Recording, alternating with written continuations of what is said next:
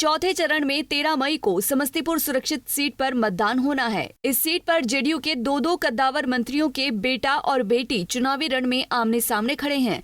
इस सीट पर 2 बड़े दलित नेता की साख दांव पर लगी है।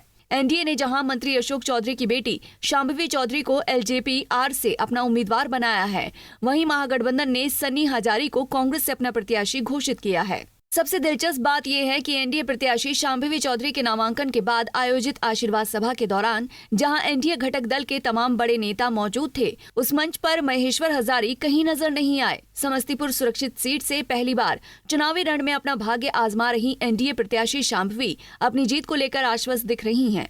शांभवी ने मंत्री महेश्वर हजारी को नसीहत देते हुए कहा कि जो जिस पार्टी जिस दल में होते हैं उन्हें पार्टी धर्म का पालन करना चाहिए।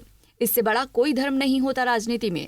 उनके पिताजी का भी हम आशीर्वाद मांगेंगे। वो हमारे एनडीए दल के खास सदस्य हैं। वो उम्मीद करती हैं कि वो अपने राजनीतिक धर्म का पालन करेंगे। अभी महागठबंधन से कांग्रेस के प्रत्याशी के रूप में सन्नी हजारी मैदान में खड़े हैं। स्थानीय और बाहरी होने का मुद्दा लेके चल रहे हैं, तो कितना प्रभावित पापा के ही कैबिनेट के मंत्री के बेटे कितना प्रभावित करेगा? देखिए, कोई भी देखिए, एक बात होता है कि जब आप रणभूमि में उतर गए तो सामने कोई भी आए, लड़ाई तो उतना ही होना है, तो कोई ना कोई तो आना ही था। ऐसा तो नहीं है कि हम निर्विरोध जीत जाते, कोई ना कोई आता ही।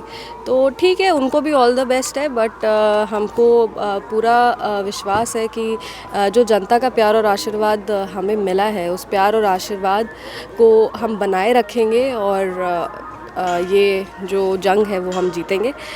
जहाँ तक बात रहा बाहरी और स्थानीय का, तो ये कोई मुद्दा नहीं है, क्योंकि विपक्ष को कोई और मुद्दा मिल नहीं रहा है, तो वो ये बाहरी और स्थानीय का मुद्दा लेके चल रहे हैं। अब आप बताइए, जिस पार्टी से वो आए हैं, क्या उनके नेता स्थानीय नेता है?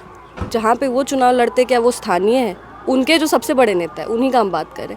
आप मोदी जी को देख लीजिए, वो भी तो बनारस के नहीं है, पर उन्होंने बनारस के लिए क्या कहा। जो आपके डिस्ट्रिक्ट में, जिला में डीएम आते हैं और एसपी आते हैं, वो भी तो कहीं और के होते हैं, पर वो भी तो आपके ज़िला के लिए काम करते हैं। और मतलब बहुत सारे ऐसे लोग हैं जो ये बाहरी और स्थानीय का मुद्दा है वो इसीलिए बना रहे क्योंकि उनके पास कोई और मुद्दा ही नहीं है, तो वो इसी को लेके चल रहे कि नहीं वो बाहरी है, वो बाहरी है। हम बाहरी कैसे हैं? हम बिहार की बेटी है, बिहार में हम पैदा हुए हैं, पटना में हम काम करें। और अब जो जनता को 1% का डाउट था कि नहीं ये छोड़ करके चली जाएगी, तो मेरा घर जस्ट पीछे मोहनपुर में मेरा घर है।